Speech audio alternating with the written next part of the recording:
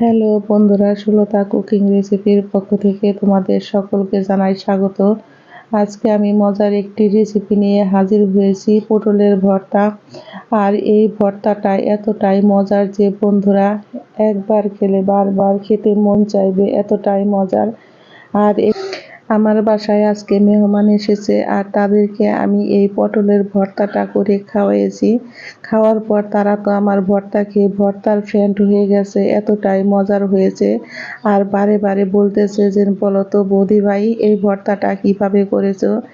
আর আমি তখন তাদেরকে বললাম, দেখো আমি ভর্তাটা এইভাবে করেছি। তখন বললো যে তাহলে তোমরা এটা ইউটিউবে দিয়ে দিবে, যাতে নাকি আমার ভর্তা করতে সুবিধা হয়। আর দেখো আমি ভর্তাটা কিন্তু আজকে তাদের উদ্দেশ্য করছি, আর তোমরা একটু দেখে নাও। আমি নিয়েছি এখানে 5টা পটল, আর পটলটাকে কিন্তু আমি হালকা করে ছিলে নিয়েছি। আর তারপরে কিন্তু আমি ছুরির সাহায্যে টুকরো টুকরো করে কেটে নিয়েছি। আর এখানে দিয়েছি বড় সাইজের একটা রসুন, পেঁয়াজ আর কাঁচা লঙ্কা। কড়াইতে দিয়েছি আমি অল্প পরিমাণে একটু সরিষার তেল, আর দিয়েছি হাফ চামচ পরিমাণে কালো জিরে। কালো জিরেটা এই ফোড়নে অবশ্যই দিবে ভর্তাতে বন্ধুরা, তাহলে দেখবে যে ভর্তাটা খেতে হয় অপূর্ব স্বাদের মজা আর অন্যরকম একটা ফ্লেভার। কিন্তু কালো জিরে কিন্তু বেশি দেওয়া যাবে না, কারণ বেশি দিলে তিতো ভাব হবে আর শুধু কালো জিরারই ফ্লেভার আসবে, তখন কিন্তু ভর্তাটা খেতে মজা হবে না।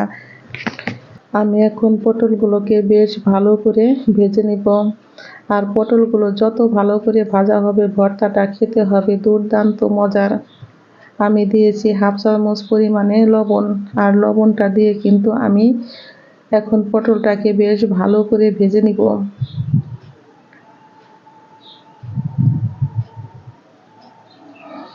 আমি এখন এর মধ্যে দিয়ে দিব অল্প পরিমাণে একটু হলুদের গুঁড়া, কারণ হলুদের গুঁড়া দেওয়াতে তোমার ভর্তার কালারটা হবে অন্যরকম আর দেখতে হয় অপূর্ব সুন্দর। আমার এই ভর্তার রেসিপি যদি তোমাদের একটু হলেও ভালো লেগে থাকে, একটা লাইক করবে, কমেন্ট করবে, শেয়ার করবে, এবং যারা আমার নতুন বন্ধু আছো তারা আমাকে একটা সাবস্ক্রাইব করতে ভুলবে না।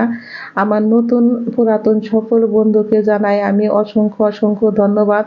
দেখো পটলগুলোকে কিন্তু আমি বেশ ভালো করে ভেজে নিয়েছি। এখন আমি এর মধ্যে দিয়েছি বড় সাইজের একটা পেঁয়াজ, বড় সাইজের একটা রসুন 7 থেকে 8 কোয়া, আর দিয়েছি আমি 4 থেকে 5টা কাঁচা লঙ্কা। এখন সমস্ত উপকরণ দিয়ে দেখো পটলটাকে কিন্তু ঢেকে ঢেকে আমি মিডিয়াম টু লো আছে পটলটাকে আমি ভেজে নিব, কারণ হাই হিটে ভাজলে পটলটা কিন্তু পুরা পুরা হয়ে যাবে আর ভর্তাটা খেতে কিন্তু মজা হবে না। আমার ভর্তার পটল কিন্তু রেডি হয়ে গেছে, দেখো কত সুন্দর ভাজা হয়েছে। এই পর্যায়ে আমি চুলায় থেকে নামিয়ে নিব, আর নামিয়ে ঠান্ডা করে আমি ভর্তাটা বেটে নিব। আর এই ভর্তা বানানো কিন্তু একদম সহজ, 10 মিনিটে তোমার ঝটপট হয়ে যায় পটলের ভর্তা।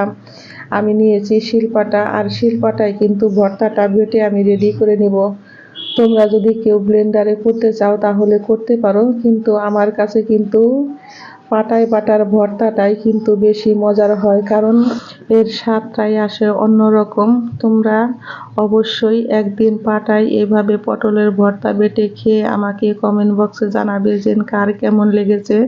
আর আমার মতো কে কে ভর্তা প্রেমী আছো তাও আমাকে কমেন্ট বক্সে জানাবে।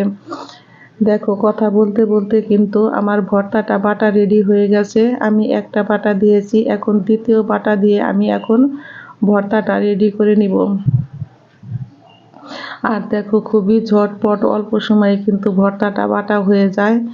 আমি নিয়েছি এখানে বড় সাইজের একটা পেঁয়াজ, আর পেঁয়াজটাকে কিন্তু ঝুরি করে নিয়েছি। এখন পাটা কিন্তু আমি একটু হালকা ম্যাশ করে নিয়েছি।